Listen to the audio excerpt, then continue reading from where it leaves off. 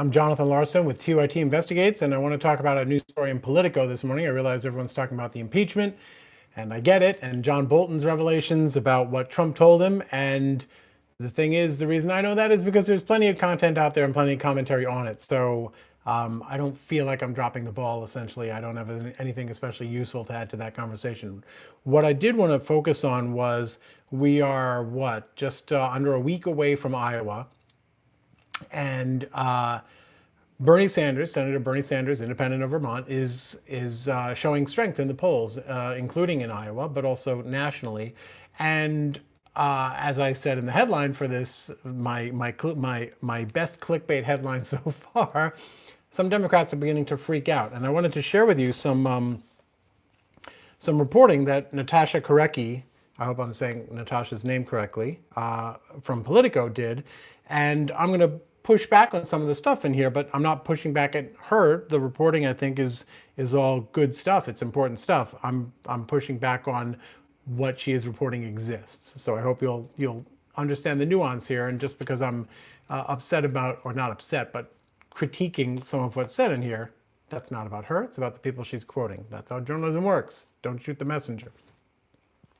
The headline is about Bernie Sanders, and it's a quote. It says, "They let him get away with murder. Dems tormented over how to stop Bernie." And the reason this was important to me to talk about was, and I get it, it's TYT, so yay Bernie and all that stuff.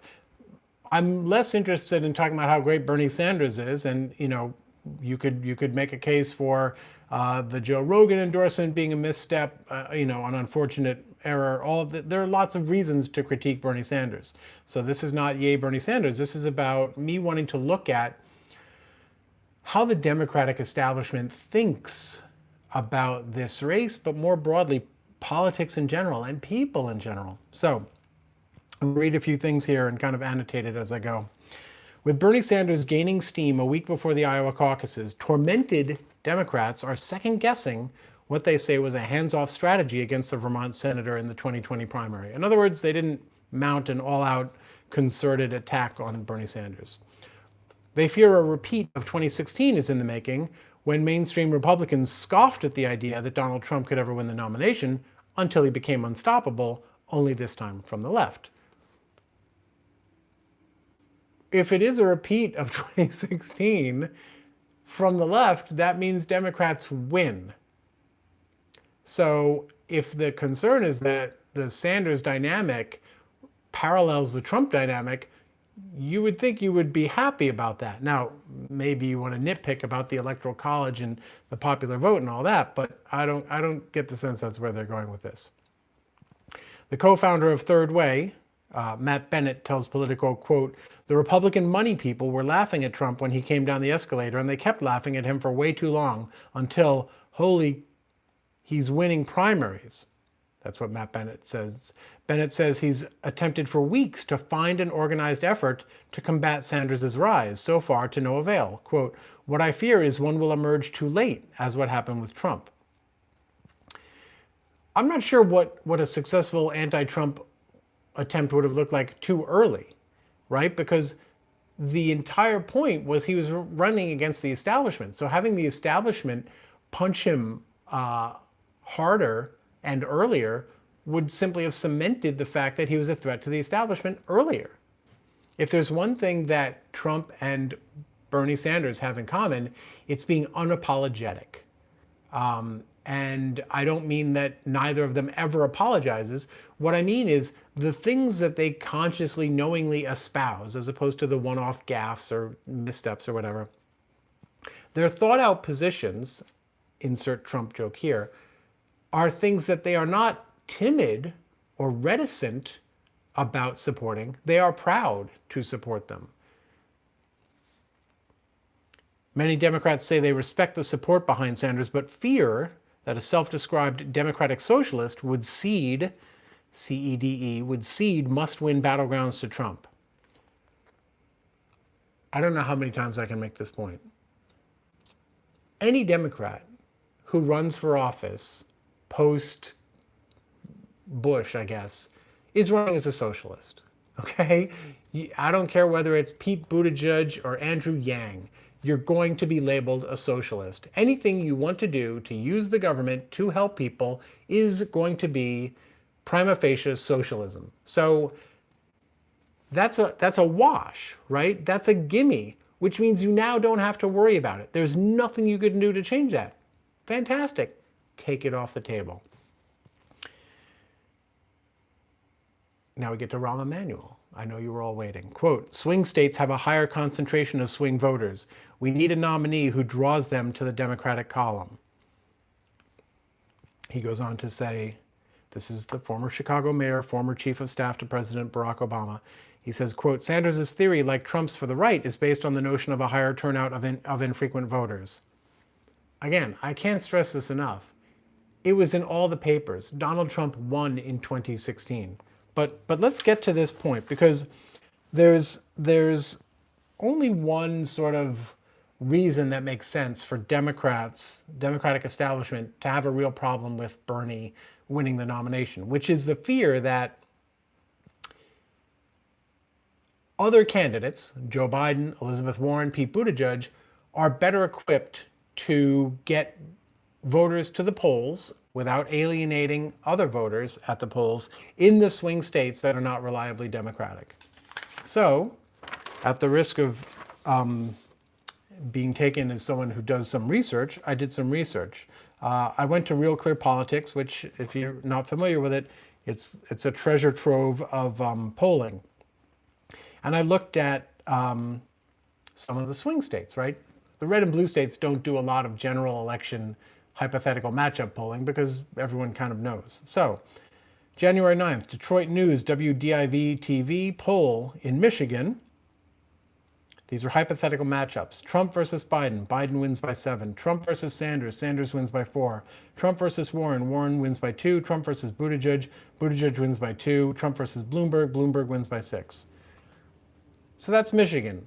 Bernie Sanders isn't the best equipped to win in Michigan.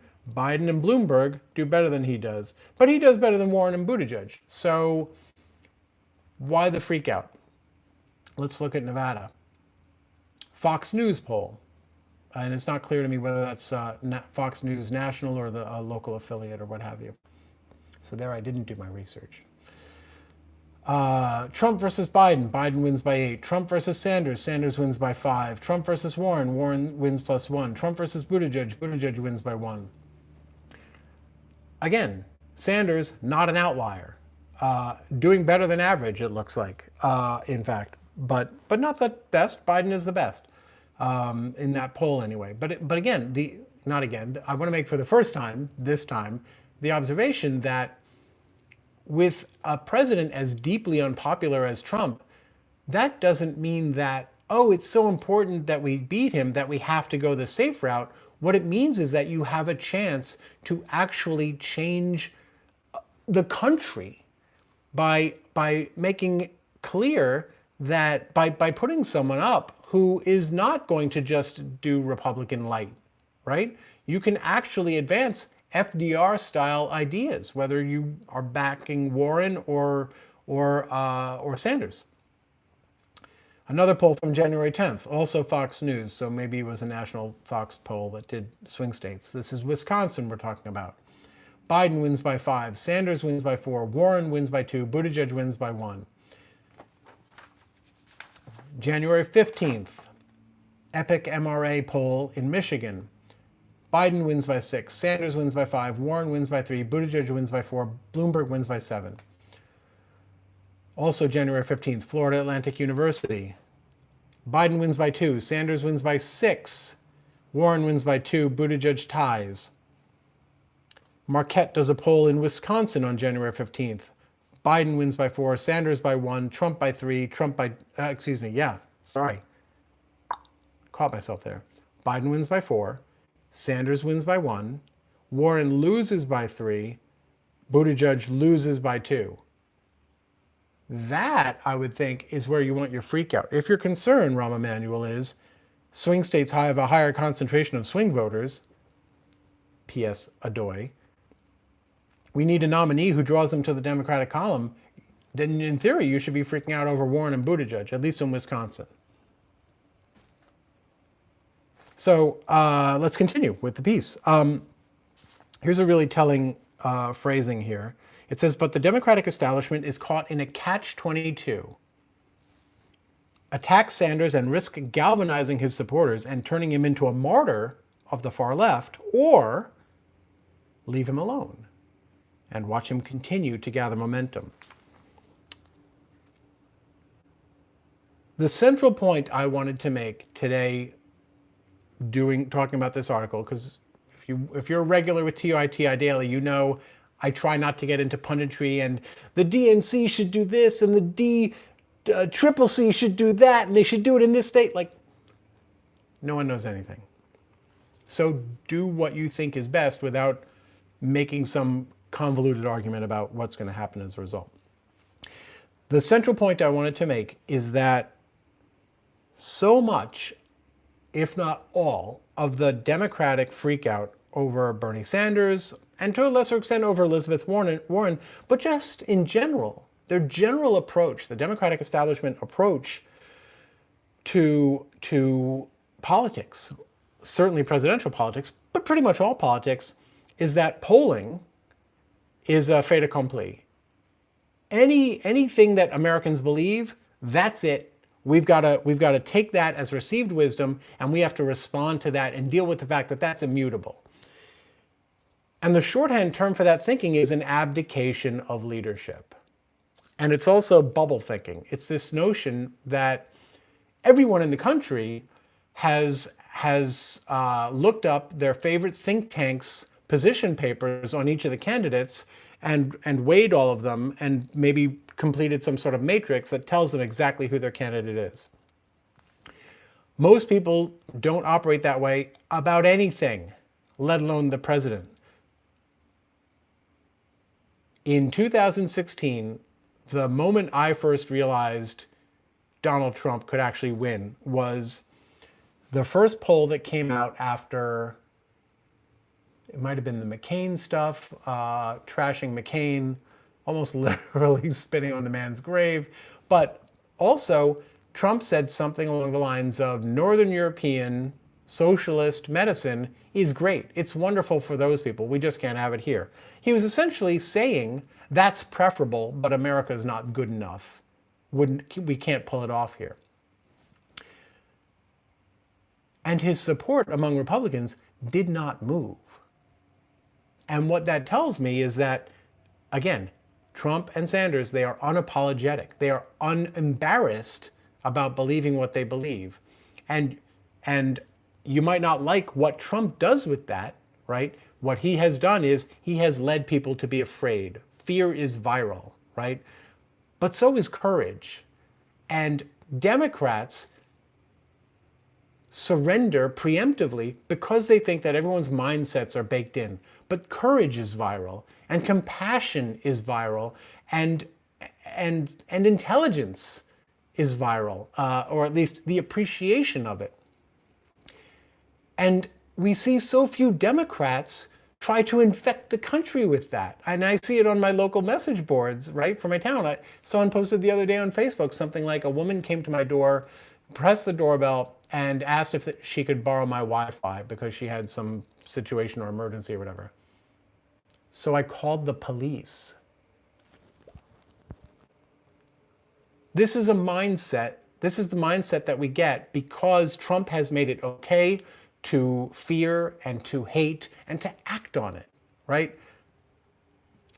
That's not, there is no immutable, unchangeable nature of who we are. Who we are is a decision we make every day, but we are guided in our decisions by what our leaders say and do and how they act and how they conduct themselves.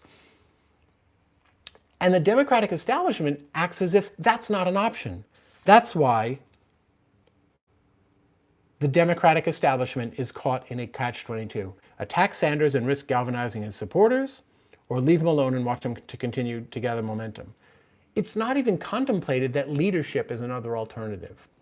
Though you can exhibit leadership that has nothing to do with Sanders. If your ideas are so great, just exhibit the unapologetic, unembarrassed leadership of advocating for them. And the reason it's a catch-22, the reason Democrats can either attack Sanders and risk galvanizing his supporters, or leave him alone and watch him to continue to gather momentum. The unspoken premise of that is that they don't have their own supporters. They're caught in a catch-22 because these leaders lead no one.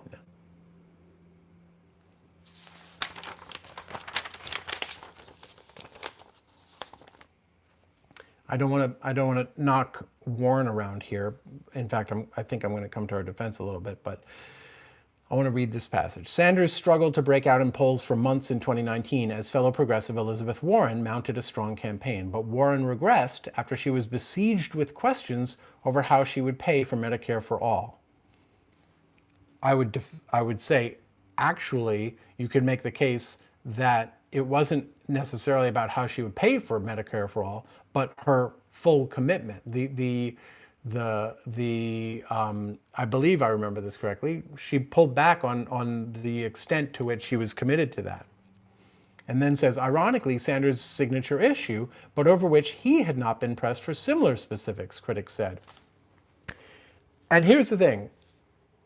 Warren, and this is not fair to Warren, because I think it's a plus in her column that she did her homework to say, here's how we're going to pay for it. But the media don't care about the homework, right? What they care about is that you sell yourself as someone who does the homework. So if you sell yourself as someone who does the homework, then they'll check your homework. Bernie Sanders doesn't sell himself as a homework doer, okay, right? I'm not saying he doesn't do the homework, but the point is that's not his pitch. That's not his appeal. His slogan was not, I have a plan for that. And the article notes, so therefore, he's not going to get beat up the same way or besieged by questions about it. And again, because he's not apologetic about it and he doesn't waffle. The article notes, last week, Sanders again gave a vague answer about his Medicare for All costs to CBS's Norah O'Donnell. So I went and I looked at the transcript, research alert. O'Donnell says, quote, your agenda has promised free healthcare for everybody, free college tuition, and to pay off people's college loans. The price tag for that is estimated to be $60 trillion over 10 years, correct? Sanders says, well, look, we have political opponents. He's getting off on some tangent there, I guess. O'Donnell says, you don't know? You don't know how much your plan costs? Right? This is a gotcha moment. And then Sanders doesn't say, he says, you don't know. Nobody knows. This is impossible to predict. And then O'Donnell pushes back. She says, you're going to propose a plan to the American people and you're not going to tell them how much it costs? Sanders says, of course I will. Do you know exactly what healthcare costs will be 1 minute in the next 10 years if we do nothing? It will be a lot more expensive than a Medicare for all single-payer system. I mean, that's the answer I would give is my healthcare plan will cost what it would cost now minus payouts for CEOs and shareholders, okay? So you do the math. You figure out what healthcare costs are going to be because we're already paying it, right? It's ridiculous to say, what's it going to cost? We're already paying it. But the other thing I want to say is the headline says they let him get away with murder. That's quoting, I guess, Bennett, the third way guy. And the thing is, what are you supposed to do? Right? What does they let him get away with murder mean? Are they supposed to strap him down in the chair until he answers the question? She actually pushes back in the example given. So it's not clear to me what the Democrats think should happen. If anyone has gotten away with murder, it's Donald Trump. But the biggest problem is not that they are allowed to get away with murder. The problem with the media isn't what they let people answer. The problem with the media is the questions, right? And there, the Democrats let the media get away with murder. Boy, I can see why pundits and bloviators do this. This is fun and righteous. But yeah, so Bennett says they let him get away with murder. They let him bluster past hard questions. The example in the article specifically shows Norah O'Donnell following up with him. And he's now on the record. That's the point. You didn't let him get away with it. He's now on the record saying, I don't know. Nobody knows, right? That's the opposite of letting him get away with. Media aren't supposed to stop people from doing things. They're supposed to give people. They're supposed to reveal what they're doing. It's not the media's job to say, yeah, well, we stopped that. We sure did end the Trump presidency or whatever. You can reveal information, and then it's up to other people what to do with it. The media don't let anyone get away with anything. They ask questions, either good or bad, and then they report the results. Iowa Attorney General Tom Miller, who recently shifted his support from Steve Bullock to Biden, argued that Sanders would harm down-ballot Democrats in battleground districts. That's a fair point. Miller pointed to Sanders' support for Medicare for All and universal free college as issues that could damage other Democrats on the ballot. That is absolutely true. Having Bernie Sanders at the top of the ticket in November could absolutely damage the prospects for down-ballot Democrats running if Democrats let that happen. And the way you let that happen is by continuing to treat Sanders as an outlier rather than essentially as an avatar of the most popular Democratic president of the 20th century, FDR. If the concern is that Sanders could blow it, either at the top of the ticket in swing states or down ballot elsewhere, then what the establishment Democrats need to do is get on board and work harder, right? And get on board with the platform. Because if the issue was electability, once he's nominated, that's moot. You've lost that fight, which means now the only reason not to be full-throated is because you actually have a problem with what he stands for. And if that's the case, then you should say so now, that you have a problem with making education free at the college level, or making free education, free college available, with ending the phenomenon of medical bankruptcies, right? 1/3 of all bankruptcies, all that stuff. If you have an ideological problem with that, then say so now, and don't cloak your opposition to Sanders, or to a lesser extent Warren or anyone else, in the electability argument. Because again, I did the research and I looked at the polls and it ain't there. And if it's there down ballot, then the people down ballot have some work to do, and that's going to require leadership. Okay, and with that, I'm going to see what you folks have to say in the chat. If you're new to us today, we do this every weekday, 11:30 a.m. Eastern Time, or at least I try to. I was just in South Bend doing some more Pete Buttigieg reporting, so I was a little sketchy with it last week. I'm going to try. I have a lot of material that I'm trying to pull together into some new reports now, and so we'll see again whether or not I'm able to maintain the weekly pace. But I'm going to try. All right. Let's see what you've got, what you guys have to say in the chat. Oh, and the reason I do it live, I apologize if you've heard this before, is because I am better at my job when I can hear from you in real time. So the conversation, I hope you enjoy having it in the chat by participating in the chat, but it certainly helps me, so thank you. Let's see.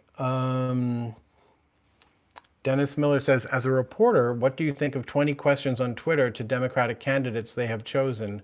I responded it was despicable. I'm not sure I don't think I saw what you're referring to, Dennis.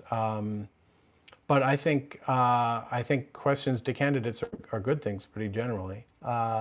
There's a lot that don't get asked, I think, that should, but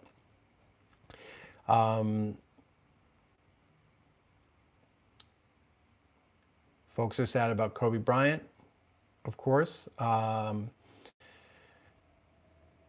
Milo Wadland says they hope starving Bernie Sanders of attention would be enough. Reptile Z says if a Sanders presidency happens, it will be nothing short of a revolution for the empowerment of the working class. I think that's far from a guarantee, Reptile. I don't mean to be contrary, although that's kind of my job. But I think it's very conceivable that Bernie Sanders wins, and there is not enough of not just a groundswell of support for Bernie Sanders, but a groundswell of support for the things he's campaigning on. If, and I think he has said as much, the only way he can pass anti-corporate measures is with the help of Congress, right? With the support of Congress. And that's only going to happen if there is such a groundswell of support that members of Congress, either a fair number of them, lose their seats down ballot in November, and they're all replaced with, Sanders Light or the next generation of Sanders. That's less likely, I think, to happen than that there's enough of a scare and enough of a sustained populist movement that the rest of Congress falls in line at least enough to get a majority. And the thing I'll say about Election Day is that our media typically treat Election Day like Super Bowl Sunday. This is the day we're going to find out who wins and who loses. And I hate sports analogies generally, but the analogy I use for Election Day is it's not the Super Bowl, it's draft day. This isn't when we find out whether we win or lose. This is just when we pick the teams. And the real work, the getting out on the gridiron, and like Pete Buttigieg, I'm likely to mess up and refer to a basketball court as a field. But assuming a gridiron is the thing in football, when you get out on the gridiron, that's after draft day, right? And that's when the actual victories come. The victories, the contests aren't the elections. The contests are the legislation and the executive orders and the regulation. Those are the real contests.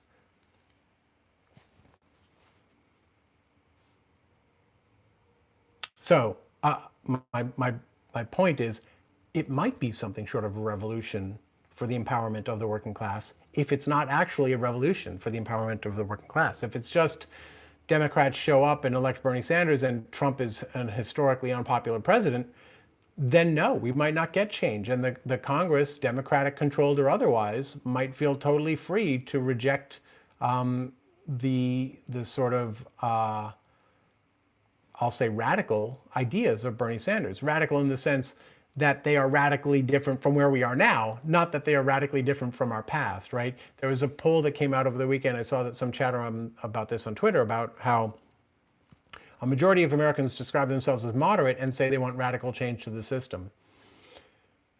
And they said, look how crazy that is. Except that the system is not by definition moderate. The system is just the system. So you can be moderate and recognize that the system itself is radical. So changing the system to get it back to a normal, or I shouldn't say normal, but to get it back to a model that we had for a few decades in which the working class was empowered by the law and by our norms to fight for their rights with collective bargaining and labor actions, that's radical because we're not there now. But it's not. But it's also moderate, right? So the fact that our heads are so turned around on all this stuff is another symptom of that lack of democratic leadership that I talked about. And not just a lack of leadership, the rejection of the idea that leadership is even a possible thing, that people's minds are changed, that everyone out there has sat and thought about the National Labor Relations Act so deeply that they know that we are exactly where we want to be on our labor policy. It's absurd.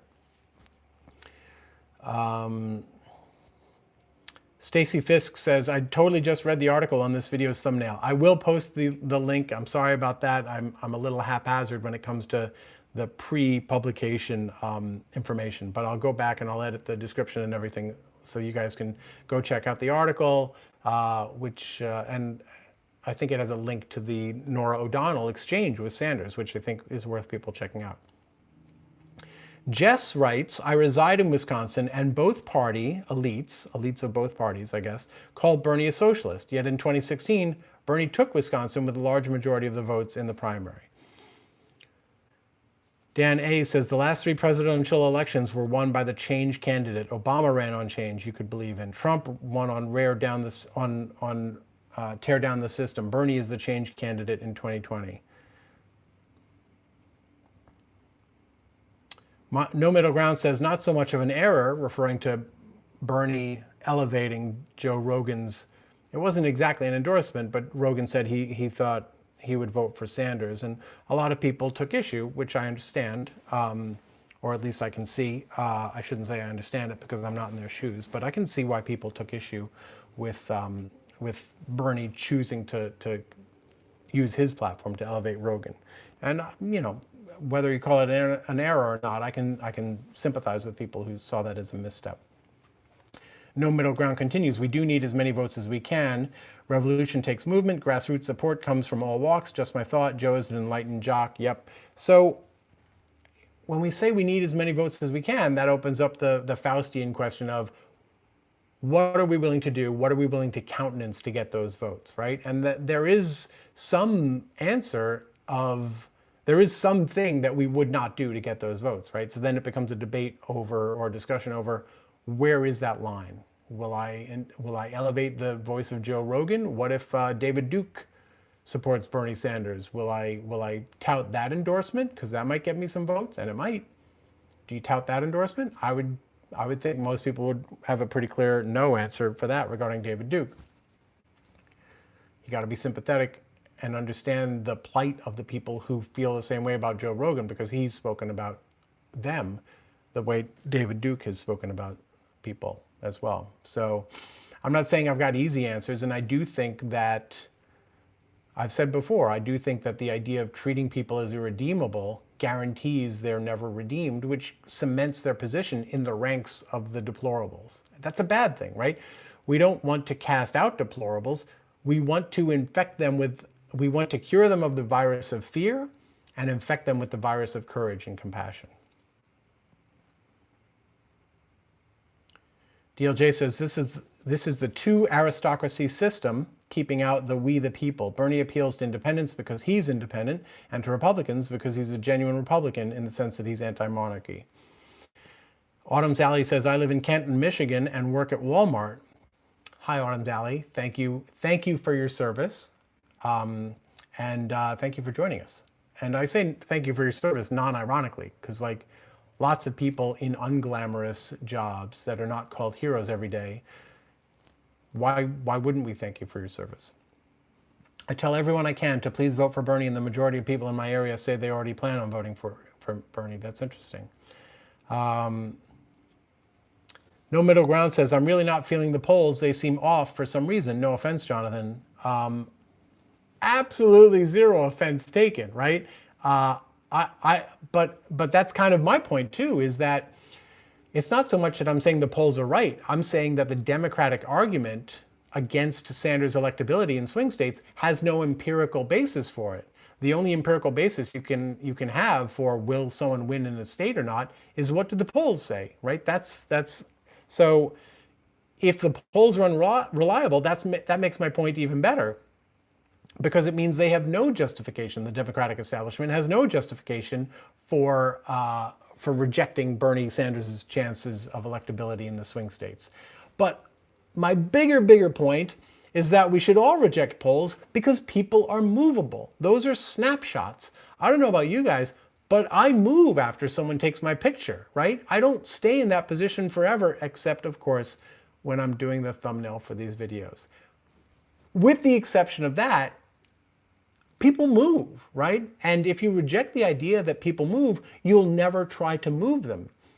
Bernie Sanders, and he's not the only one, they're trying to move people, not just towards them as candidates, but towards ideas, for ways of thinking about the country, towards rejecting fear and embracing hope and optimism and courage, right? Okay, let's see. Reptile Z says, establishment corporate Dems are afraid of Sanders because he alienates their funders. Their powerful friends will be impotent under a Sanders model. And again, that also goes back to, if you reject the utility of leadership, the possibility of leadership, either because you genuinely believe that or because you're incapable of leadership and so to you it feels impossible, then all you have are your corporate funders. And in fact, Zed Jelani on Twitter pointed out that one of the sort of moderate Democrats in that article, the article doesn't disclose, but it works at some, corporate communications thing or consulting company where they've got all these corporate clients. So yes, that's my long-winded way of saying yes. Onikazi says it's because the Democratic establishment is completely filled with moderate Republicans. It's why you can't find any. They all are running around with D's on their jersey.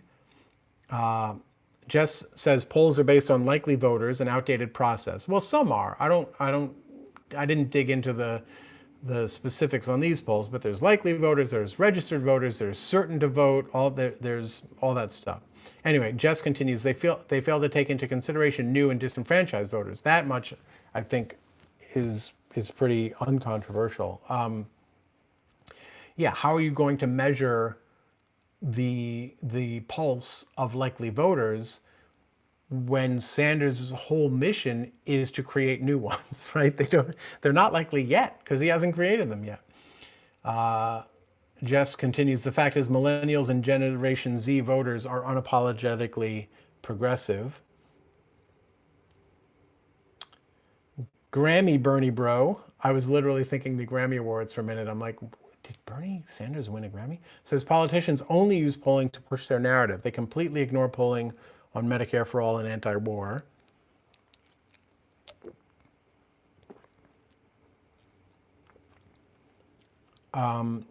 Per in Sweden has donated 200 kroner. Thank you so much for the donation and the support. That gives me an opportunity to sort of broaden my gratitude to everyone who's here watching, that support, everyone who shares our content, that support, everyone who talks about our reporting, that support. So thank you, everyone.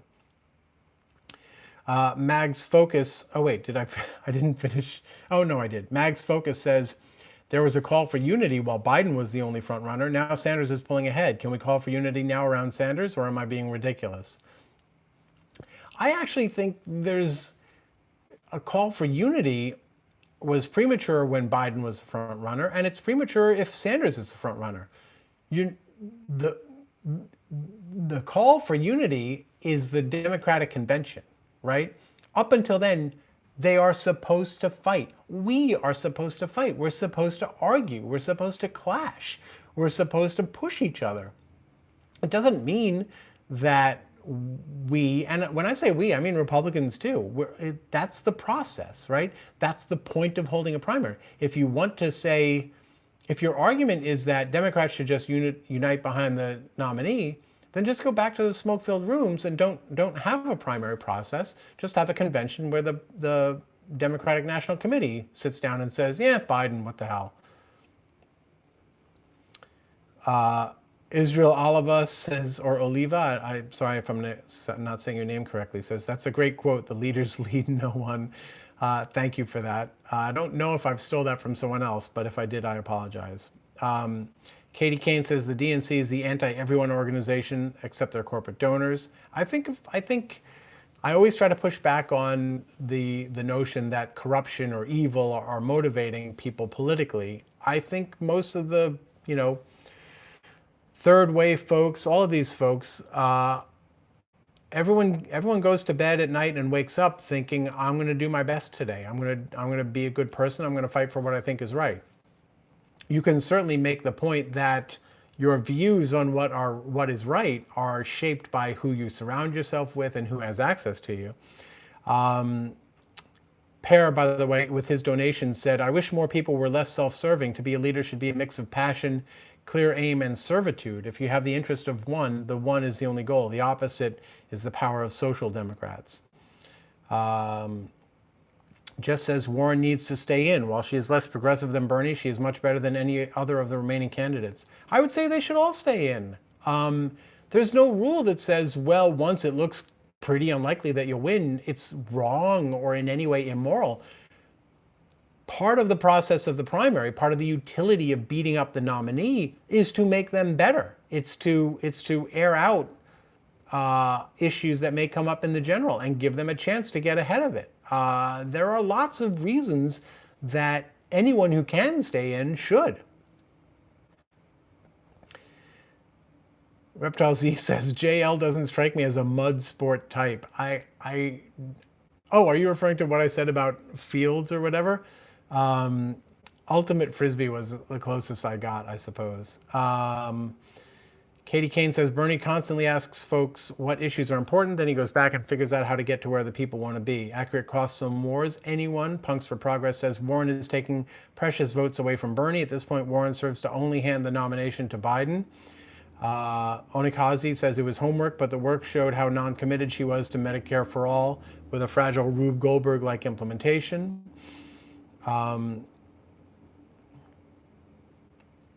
Jess says, in that leaked audio of Trump, was it leaked or was it just released? I think there's a meaningful difference there, right? Didn't Lev Parn, am I wrong? Maybe I am, but I thought he just said, yeah, here's the video. I mean, here's the audio. I'm not sure that's a leak or not. But anyway, Jess makes the point that Trump price quotes the wars in the Middle East as having a total cost of $7 trillion. Milo Wadlin just donated $100. Milo, what is up with that? Says JL, the one-man band. Not always. I actually did have a camera operator when I was in South Bend. I did a day of interviews. I cannot wait for you guys to see these. And LA decided they want them not shot by a one-man band on his phone. So they actually hired a camera operator. And actually, you've seen one of these. One of the interviews I did was with Stephanie Jones. The one I did with Stephanie didn't really make news because all the information in it has been reported before. The two other interviews I did that day, and it was actually MLK Day, the two other interviews we did, those have some news in them. So I'm really excited to share them with you. And Milo, man, boy, I'm so touched by that. That's really generous of you. Thank you, Milo. Oh, wait, and we've got, I think, a Polish donation from RNG, whose name I messed up saying before. If you guys want me to talk about Sanders, this is exactly how it works, right? I see all these, I've got a high number of viewers watching now. I've got donations coming in that are nuts, and it's because I'm talking about Sanders and bashing the DNC, right? How nuts would I be to turn away from that tomorrow, right? All the incentives now are pointing me towards that. And because I'm a little contrary, that probably won't work, but we will see. And I'm not saying you're doing it for that reason. I'm just saying that's the natural reaction, corrupt or otherwise. Reptile Z says, JL, I just got done doing union negotiations. Man, I've never really done a story where I had to be on the inside of that, where I got inside information or anything, but that's kind of a fascinating topic to me. So I hope it went well, and I hope your members will be served well by what comes of the negotiations. Okay, let's see. I was about to say, well, you guys are still talking, but I think I should probably call it a day. But then I've got Milo's $100 staring me in the face, gnawing at my conscience. Okay, so I'm going to keep going and see what else you guys have to say here. Punks for Progress says, got to give you credit, Jess, for sitting through an hour of Trump. As it is, I can barely get through one session of Chopper Talk. I actually think, I get what you're saying, Punks for Progress, but I actually think, I don't mean his rallies, but when he's unguarded, I actually think there is something to be learned, something to be gleaned from listening to him speak in terms of how he thinks and how he processes the world and how he processes information. So I think when we have those chances, it's actually worth it. And I'm not saying I'm going to, but I applaud Jess for having done it. And I have done it in the past, right? There have been, not news conferences exactly, but availabilities when he's at meetings and so on and so forth. And I think it's worth it. The better you can understand these folks, the better a chance we have at better outcomes, I think. Reptile Z says, I've told the story of meeting Bernie in 2003. His tune has not changed one note. I would guess that's true going back to roughly 1983. There may have been some stuff in the 1970s that he would disavow, but for the most part, again, that goes to the unapologetic nature of his positions and the way he carries himself. And I think people respond to that without going to their favorite think tank to consult the policy matrix on him. Leroy Beresford says, "Good to see you, sir. Your hard work is much appreciated." Thank you very much, Leroy. I 100% assure you that you being here and saying that is also appreciated, possibly more. And if anything, I have a twinge of guilt when you assume that my work is hard work. Some of it is, I suppose, but anytime I goof off, I feel guilty, even if I'm just like waiting for something to print out or whatever. But also, the reality is sometimes when I'm working, I was just telling this story yesterday. I had an hour and 45-minute phone conversation last month, which I'll tell you guys about sometime, which was, it started off 100% adversarial. This was a guy who was coming for my neck. And by the end of it, we were buddies. It was an amazing phone call. I loved it. I loved doing it. I loved the journey that we took during this phone call. And I loved seeing this guy move. The fact that he was not stuck in his hostility towards me and was open to new information, that was like, that's a hope for humanity moment to me anyway. And so that was really affirming and positive. But when I got off the phone, at the end of the day, I was exhausted. It didn't feel like work during the call, but I realized after the fact that just the emotional intensity of first meeting, like coming head to head on the phone, but confronting direct on this hostility towards me, the absolutely challenging my credibility, my professionalism, all of this stuff. That's emotionally intense, and sticking with it to lay out, here's the information I got, here's where I got it in the cases when I could say so, and then having the discussion about all the stuff, right, that the fear and the suspicion and the history that underlies all of this stuff, and unpacking all of that, and then the connecting with the guy. And we did connect, to the point that he was praising me for my work and for my ethic and all of this stuff, and it was emotionally intense, and so I was just exhausted by the end of the day. So it's, when you say hard work, I think of digging a ditch or mining coal. That's hard work. In the moment, sometimes when I'm doing the work I'm doing, where I'm trying to connect with people, it doesn't feel like work because man, people can be beautiful, and the fact that I get to connect with them is, I'm blessed by you guys, as well as by TYT. I'm blessed to have that, and to be in a position where I can tell their stories, or at least share a part of their experience. That doesn't necessarily feel like work, but there is that weird emotional intensity sometimes that can hit you after the fact. Anyway, Leroy, that last half-hour diatribe was what happens when you compliment me. So anyone who's been around here long enough will know, do not compliment Jonathan, because he has no idea how to take it or respond.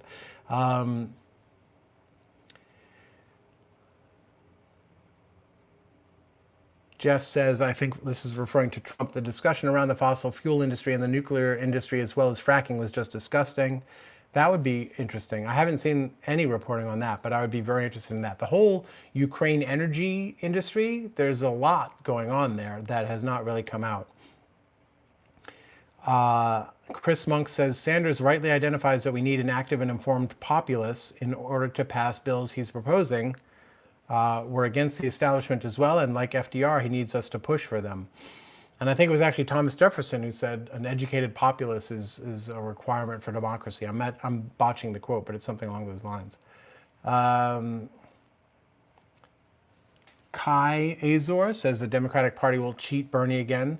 Well, I mean, it depends what you mean by cheat, of course, but the interesting subtext, and again, I thought maybe I took issue with a couple of her phrases in here, but Natasha Korecki at Politico, I thought did a really good job of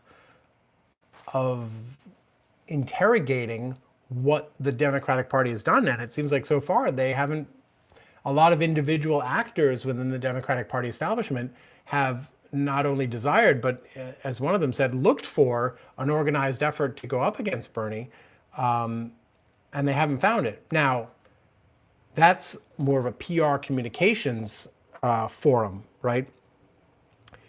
It still leaves open the scenarios in which the thumb is on the scale when the actual voting starts happening in the caucuses and the primaries. So obviously a lot of people are going to have an eye on that. Onikazi says, if Bernie had won in 16, I think we would have seen a new golden age of bipartisanship to stop everything he would have proposed.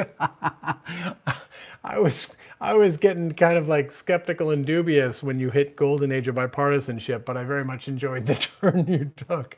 And I think that's a possibility. I think that's a possibility. And part of it that I think is that I don't think in 2016, if Bernie had won the nomination, that he would have that influence would have dramatically shifted what happened down ballot and brought to Washington an entire cadre of people who were on board with that thinking. You didn't have AOC or the squad in Congress yet, so I think, Onikazi, you're probably right about what would have happened after the fact.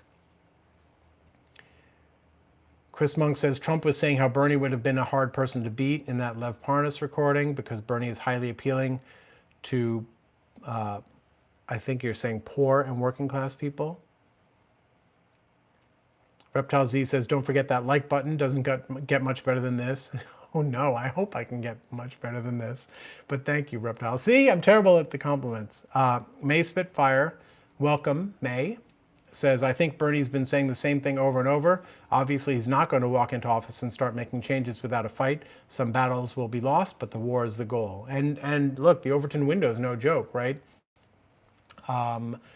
We're having a healthcare debate today because Barack Obama, whatever you want to say about the Affordable Care Act, Barack Obama and the Democratic Party, to their credit, not all of them, but as considered as a whole,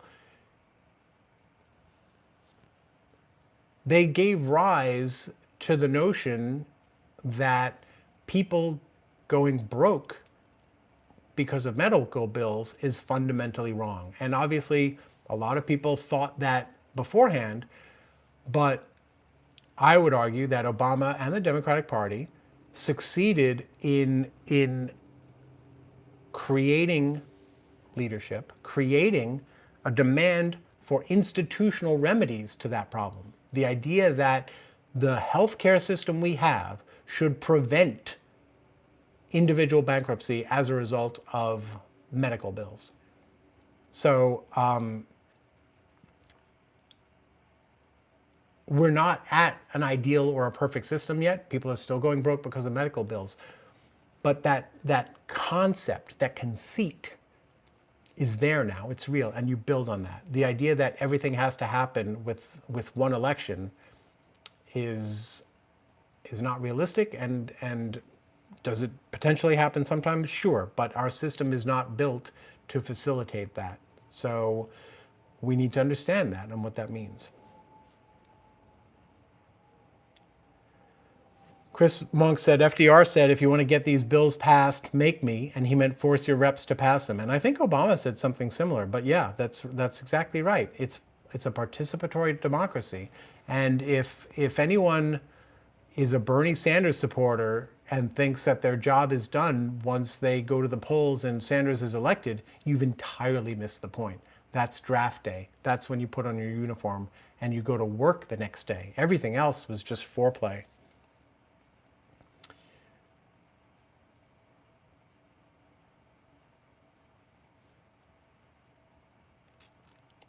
Let's see. Chris Monk says, can't wait for the October surprise. YNP says that comparing Joe Rogan to David Duke is a vicious smear, bro. You need to rein that S in.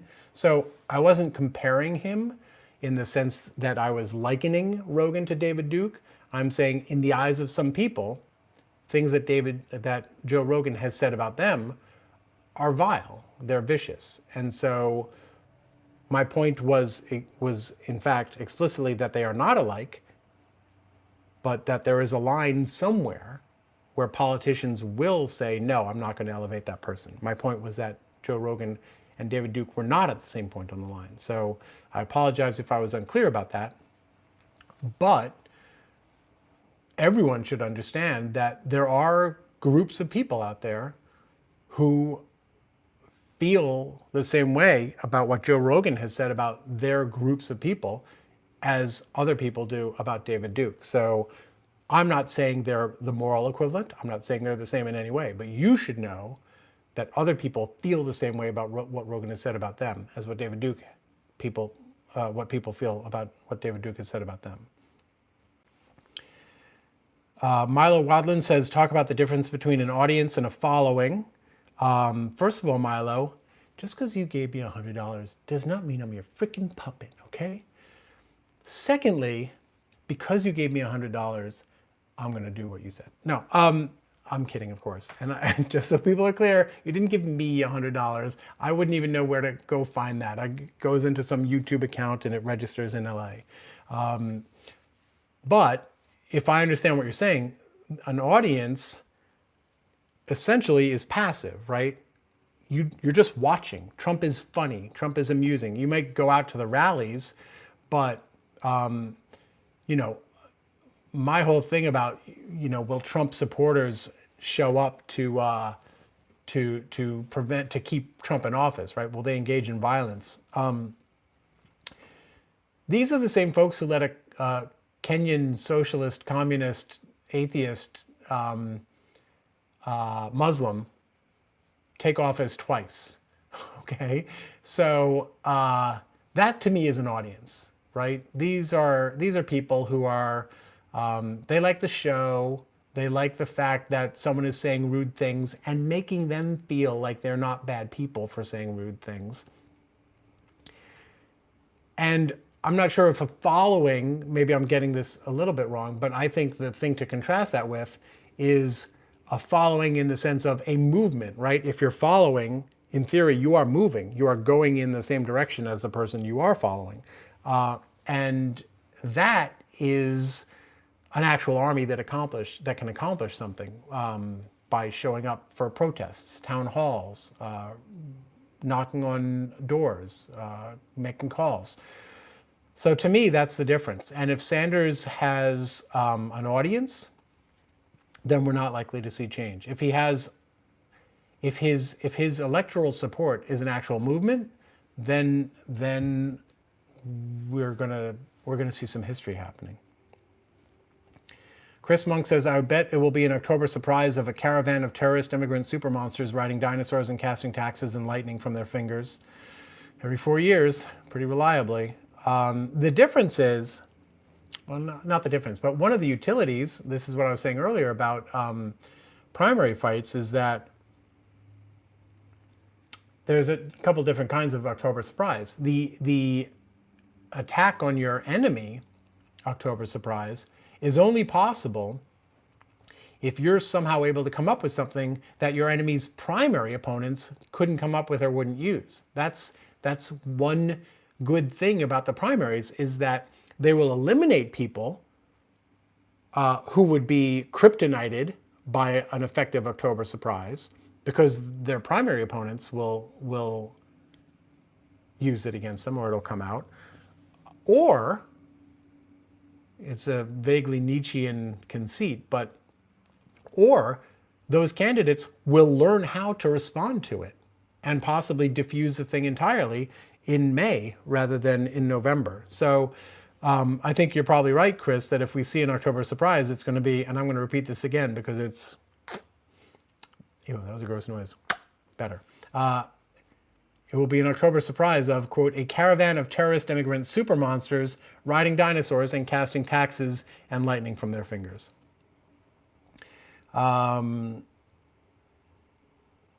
Leonardo da Vinci says, hi, I'm devastated right now. I can't stop thinking about Kobe Bryant, but you're helping me to think about something else, which I just ruined by mentioning Kobe again. So I'm sorry to you and everyone else who is and certainly to the families of the actual people who died. But obviously the loss of Kobe Bryant is hitting a lot more people around the world. Mag's Focus says, I work with Rogan fans. Some of them turned around to Sanders after he was on the Rogan show, and we had constructive conversations about Sanders' ideas. Again, the American electorate is not this solidified, cemented in thing, ideologically speaking. I just spoke with a family member, I met with a family member over the weekend, and I learned secondhand that their thoughts about Trump are starting to crumble. People are movable, and we are in an age where we are more immune, more inoculated against the effect of information than at many other times in our history, but it's not entirely gone. And so the work of showing people information that they would care about if they knew it existed, that still matters. And that's on all of us to do, I think. R. Heller82 says they're freaking out because of a loss of control. This is referring to the Democratic establishment that I mentioned in the headline and all of that. Onikazi says, to prove your point, both Schumer and Pelosi are incapable of leadership. I try to avoid sweeping generalizations like that, but I think I'm not necessarily inclined to agree. I think Pelosi in particular has had her moments. I'm not sure Schumer as the minority leader has had as much opportunity. Katie Kane says, too many people equate insurance with costly and difficult denial. If we could move the discussion to assurance of having treatment, folks might get the concept. There's that, but also, whenever someone says you'll have access to healthcare, I'm like, wait. What does that mean exactly? Access, right? If I have access to food, what does that mean? How is that different from having food? Because if I have a choice between having access to food and having food, I'm going to take food. Because access to food suggests that there's a bar I need to clear, or that there's a limited supply. It leaves some key details unlitigated. Chris Monk says, I'm interested to see if Sanders pulls through till the end, if establishment Democrats will rally behind him. And look, I mean, if you saw Sanders win the nomination, and then you saw establishment, traditional, historic Democrats say, I'm going to have to sit this one out. Wow.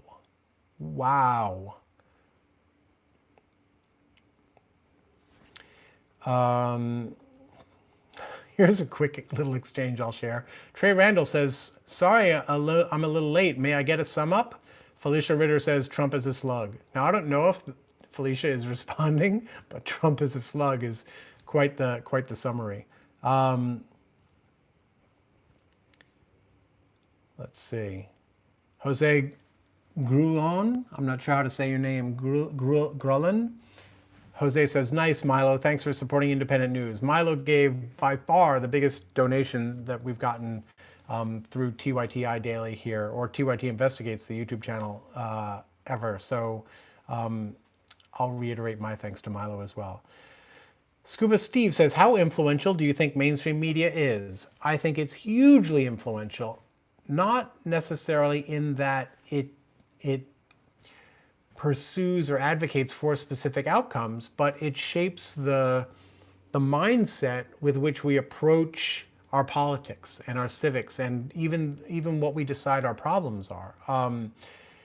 It's hard for me to imagine that if the mainstream media went after every single candidate on how we're going to afford not combating climate change the way they go after Warren, let's say, on her paying for her health care plan, we would have a very different politics. If there were a political price paid in terms of negative attention for failing to address the costs of inaction on climate change, we would have a very different politics. And it's not necessarily because mainstream media are moving the opinions of millions of people, most of whom are not watching, it's because the politicians are sensitive to anything that's going to threaten their standing. And also, they have egos and they're human, and so they don't want to get beat up on TV. Now, the audience for that pummeling might be a heck of a lot less than it used to be 10, 20, 40 years ago. But it's still their audience, right? It's still the writers at Politico, the reporters they're all going to talk to at the gaggle the next morning. It's the local paper writing it up back home or online. So it's the mainstream media, I would argue, does not have the first order influence that it used to have, as in it could just Walter Cronkite changed the country's opinion on the Vietnam War overnight, but it still has second and third order influence, I believe. Okay, boy, you guys are on fire in the chat, but I got to go get some work done. See, that's the other thing. This part of my day doesn't feel like work, and so I'm sitting here feeling anxious about the things I know I'm supposed to be doing. So I have been going for more than an hour. Man, you guys are just, I can't believe I missed all this stuff. Oh, Jose corrects me. It's Gruyon. Okay, so the double L is a Y sound. Okay. Jose is very kind and says, no worries, I've heard every way to pronounce it. Thanks for all you do. And thank you, Jose. I appreciate it. All right, that's it for me for today. If I'm not back tomorrow or any day over the next couple weeks, it doesn't mean we're shutting down or anything like that. It just means that I'm working on something and I might have to schedule interviews at times that are out of my control, or I'm up against the clock or whatever. Everything's copacetic, and I'll be back. In the meantime, my plan is to see you guys tomorrow at 11:30 a.m. Eastern Time right here at TYT Investigates. So if you don't already, please subscribe so you'll get notifications ahead of time so you can jump into the chat, get into the mix. And until then, take care of each other, take care of yourselves, and thanks so much for all your support. Bye, guys.